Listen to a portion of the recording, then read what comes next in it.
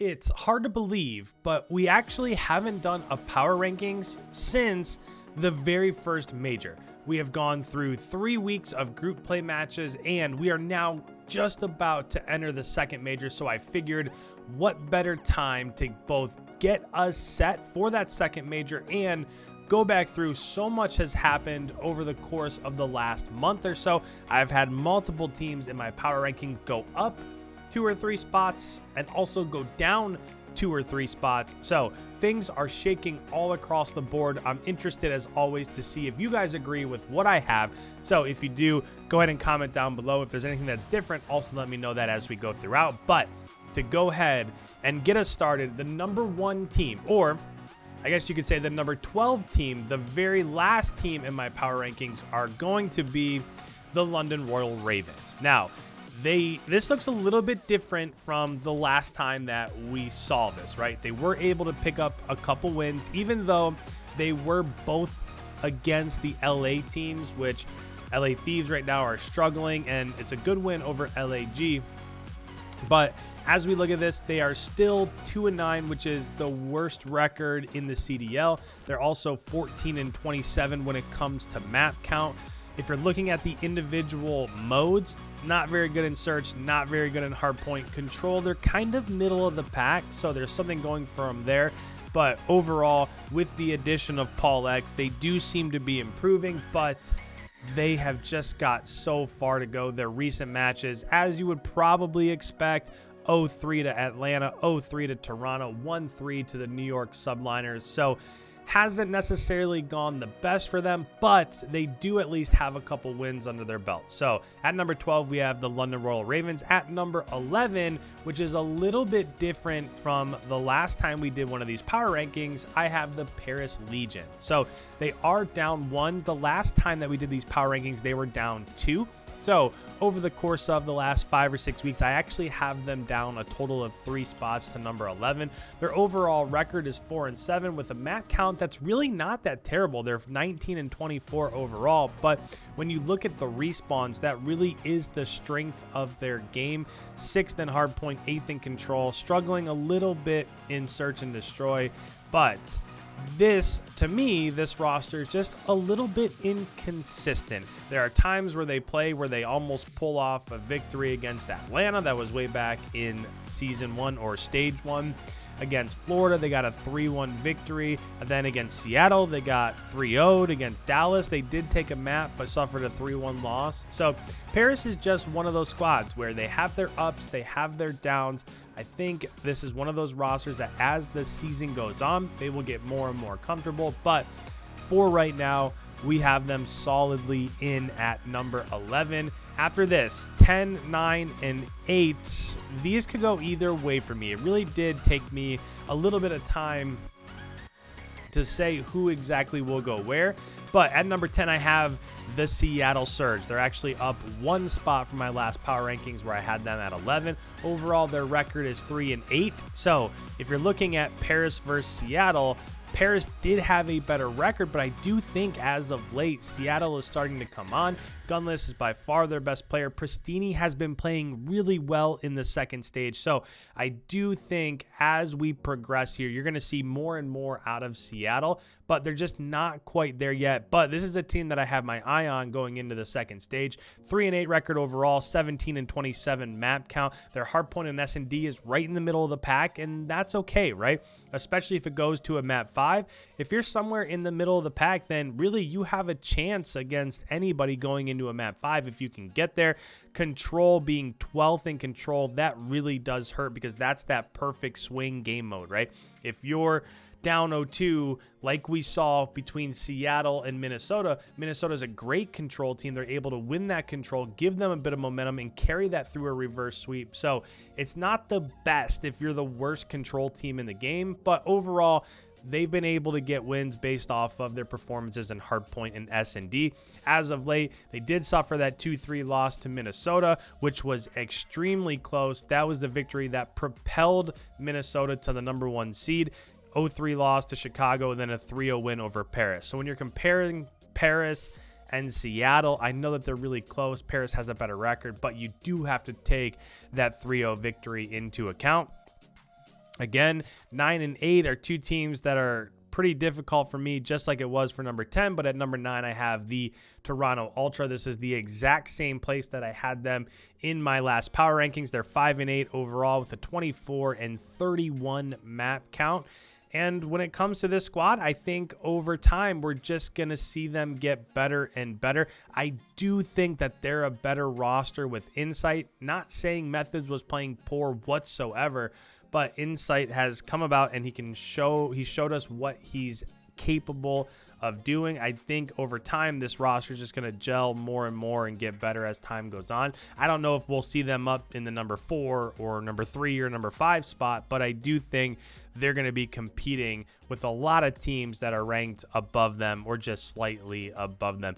Recent matches, 1-3 loss to New York Subliners, and then they got the 3-0 against the London Royal Ravens, which you'd probably expect them to do. And then they do have an impressive win over LAG. We just saw LAG get a victory over Atlanta. So LAG is one of those squads that's up and down, but Toronto has shown over the course of the last 5-6 weeks that they can absolutely slay and hang with those top tier squads. We just want to see a little bit more consistency, which brings us to the number 8 team, which is the Florida Mutineers. 5 and 8 record, 22 and 27 map count. I'm a little bit intrigued to see their hardpoint and S&D ranks so low, especially with the flex and AR that they have in Awakening and Skies. You would figure in Respawn that would be really the thing that propels them forward. It would be the strength of their team, but we just haven't seen it yet. Hardpoint, they're 9th overall. S&D, they're 10th.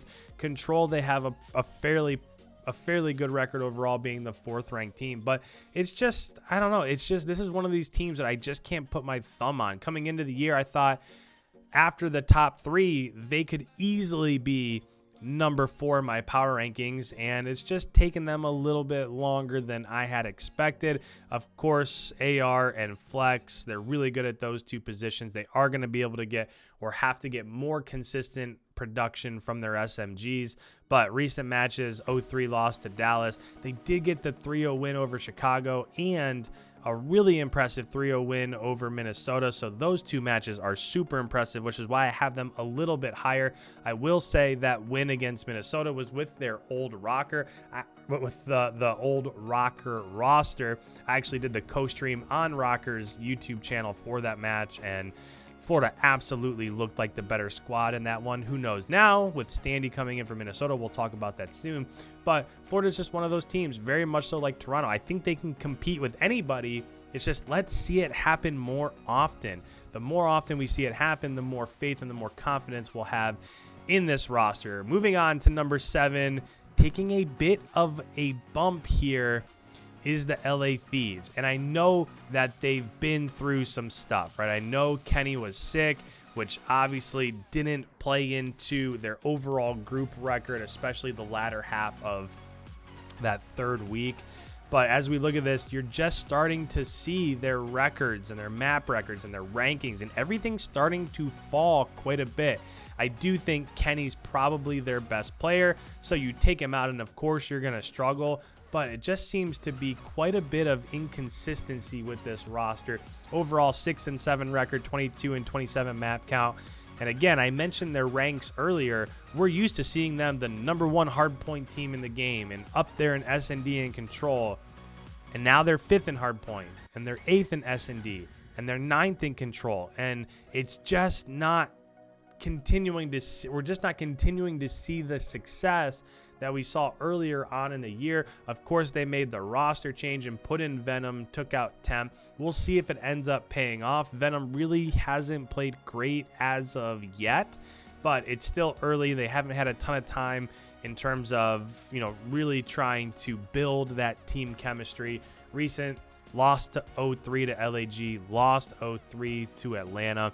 The one that probably sticks with people the most is the 1-3 loss to the London Royal Ravens. So right now, this team is not performing where they need to. If they come out and get absolutely throttled in the stage 2 major, I don't think it's too much to expect to see them bump down a couple more spots. So 7, we have LA Thieves. At 6, And between 6 and 5, these two teams kind of go back and forth. But at 6, I have the Los Angeles Guerrillas. I have them up 1 spot from 7th in my previous power rankings.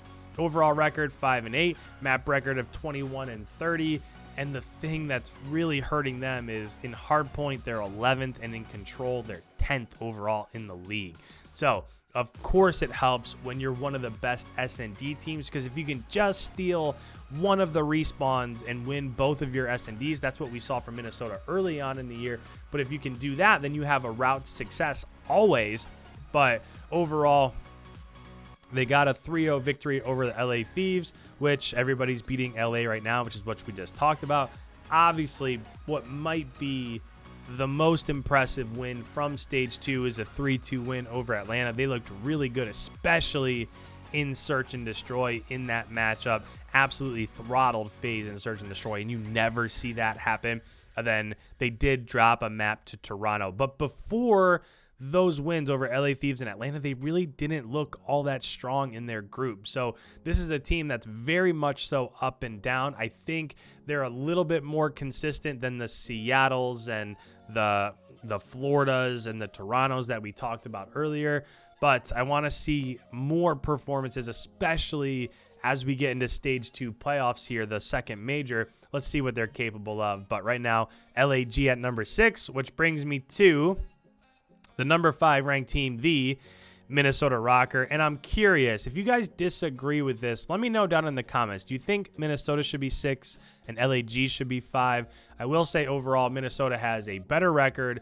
They have a better map count. They are the second best team in S&D, the third best team in control, 12th in hardpoint. But I expect that to change soon, especially with the addition of Standy. He really does help them out in that main SMG position, that Slayer SMG position.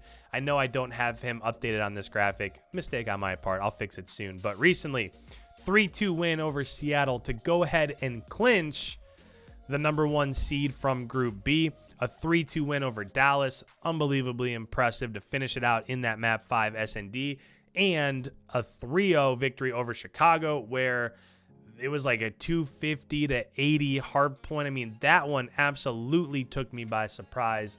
So overall, winning Group B, and with 2 really impressive wins like that over what some would say 2 of the top 3, maybe top 4 teams in the game right now, I would have no quarrels whatsoever if you went ahead and you put Minnesota a little bit higher. But I'm interested what you guys think, which brings me to the top 4. And I do think that there will probably be some disagreements in the comments below when it comes to the top 4.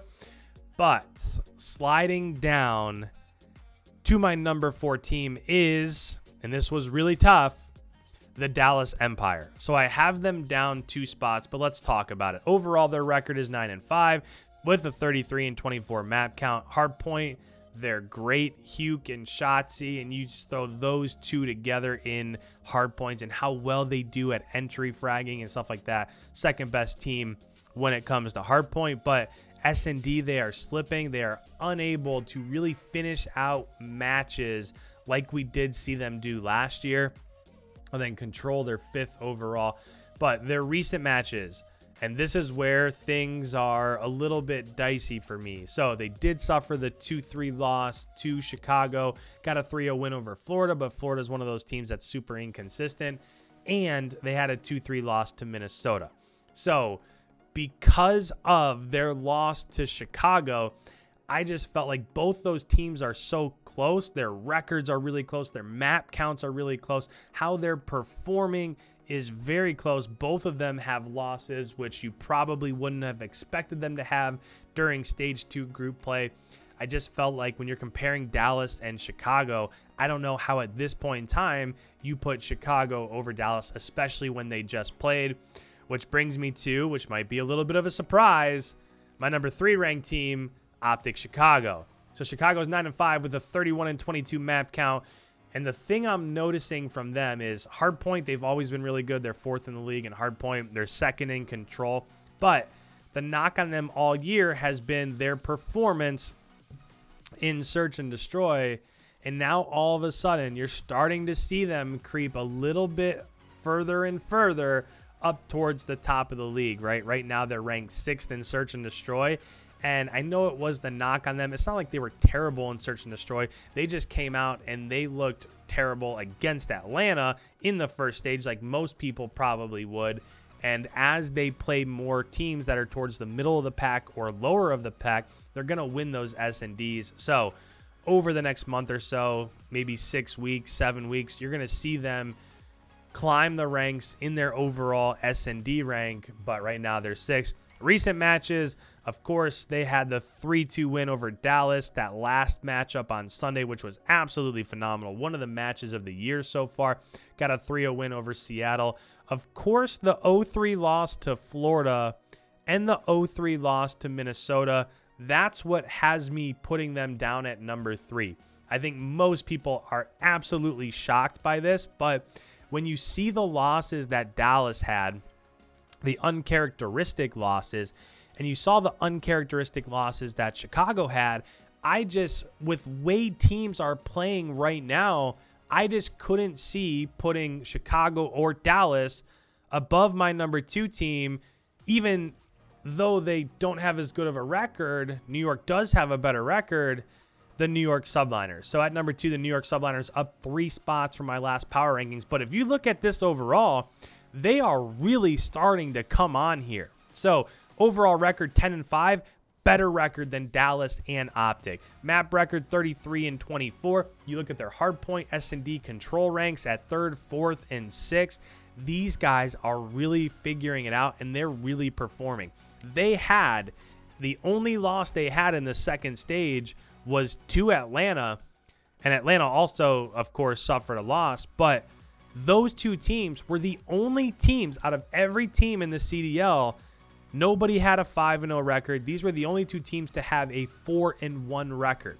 So if we're talking about power rankings right now, as we prepare for the second stage major, I just don't see how you put Dallas or Chicago above New York. They were 4-1. Their record is better. Their map record is better. They're playing better and better and better by the day. They're getting wins against teams that you might think, like, for example, they had a match against Toronto. They won 3-1. That's one where, all right, let's see if New York is for real.